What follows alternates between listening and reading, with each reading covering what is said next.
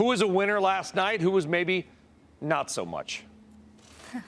Thanks. Look, I think all of the campaigns can point to something last night that they're happy with, whether it's Congressman O'Rourke and the moment he had on guns, or really anybody else. But I don't think we saw anything to fundamentally shake up this race. Obviously, we have a really big difference in the party on Medicare for All versus strengthening and improving Obamacare, and with Vice President Biden and Warren and Sanders both happy to defend their respective positions. But I don't think we saw much of a change last night, and I guess that probably is good for those who are in the front. Yeah, you agree with that, Jimmy? I mean, through all that, nearly 3 hours, and pretty much looks like for most of the analysis, now it's early, I've read, is that basically it's Biden, Warren, and Sanders, kind of again.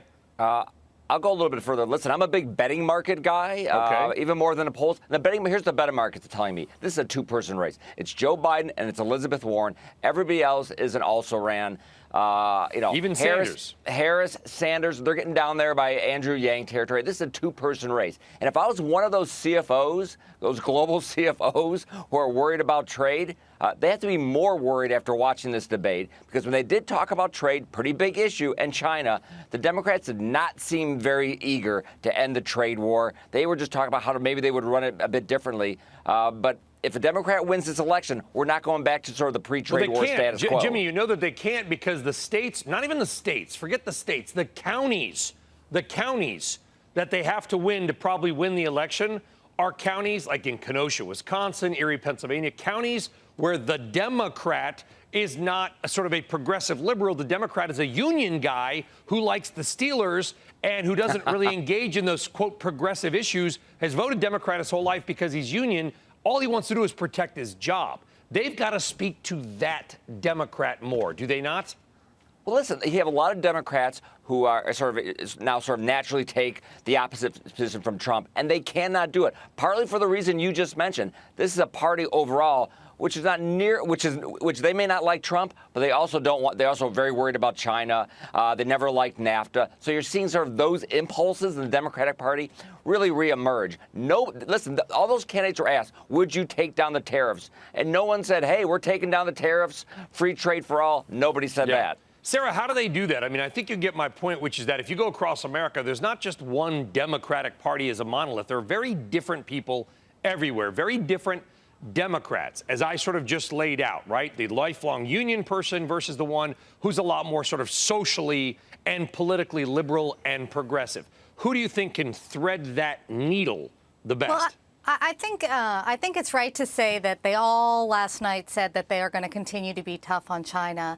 I think the issue for President Trump is that as he is trying to settle down in the last few days, some of the volatility around this trade war, I think, the White House is a bit unnerved by some of the economic news they got in Congress, and they are trying to settle it down. This set of Democrats made it clear they're not going to let him. So while they were willing to be tough on China, they talked about intellectual property theft. I agree we are in a new world order with China that is not going to change, but they went out of their way to make the point that the volatility that we've seen in this approach is not working and is very different. So I think it's going to be an issue to come. Okay, Jimmy, I want to switch gears because the president may be trying to steal some thunder coming out, and as Kayla just reported, talking about some sort of substantial middle-class tax cuts. I'm going to ruin all of our viewers' mornings. They're never going to watch again because I'm going to say something which everybody hates to hear. Look out. Look out. Here we go, which is the hot take, I guess they'd say in Don't sports be afraid. radio. Okay. Middle-class taxes are already at record lows. I mean, record lows. I know no one feels that way because state taxes have gone up, property taxes, real estate taxes, sales taxes, all those taxes have gone up on a federal level. And I'm only talking about federal effective rates after deduction. Rates have never been lower. They've never been lower in the middle class. And that's not my opinion. The Center for Budget and Policy Priorities, you name the organization, they've got the data. How do these politicians both parties keep saying that? We got $22 trillion in national debt, and yet they just want to keep reducing government revenues, which, by the way, I'm all for, but at some point you got to pay the bills.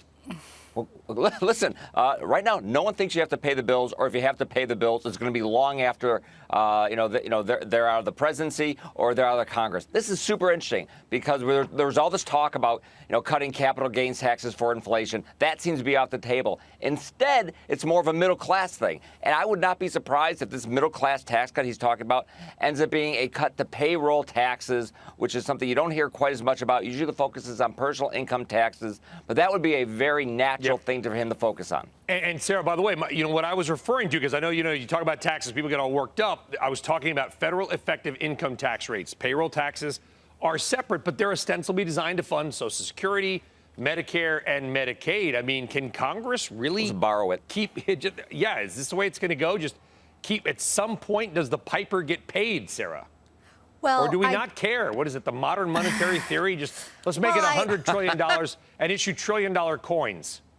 I think that what you've seen from a lot of these Democratic candidates is some real willingness to roll back some of the tax cuts on the upper income Americans and some of the initial Trump tax cuts to pay for some of their ideas. So I don't think we 10,000 tax filers, though, Sarah, right? I mean, the number they're talking about is tiny. Well, they get some real money out of there, and they want to roll back a number of these rates. At least they're trying to pay for their own proposals. But you're right to say that deficit reduction is certainly not of interest right now in either party.